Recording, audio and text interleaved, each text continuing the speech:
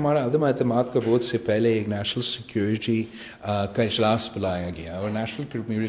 Security کا یہ جو فورم ہے یہ پاکستان کا بڑا ایک اہم فورم ہے، جہاں نیشنل سیکورٹی ایشوز طے ہوتے ہیں، جہاں اگر ہمارے ہاں جنگ ہونے والے ہیں یا سنگین دہشت گردی کا واقعہ ہونے والے ہیں تو یہ میٹنگز بلائے جاتے ہیں۔ اور اس میٹنگ میں ایک ڈپلومیٹک کیبل ڈسکس کیا گیا، اور خان صاحب نے افسوس کے ساتھ اس میٹنگ کو، اس غیر سیاسی فورم کو اپنے سیاسی مقصد کے لیے استعمال کرنے کی کوشش کی۔ تو اس لیے کہ عمران نے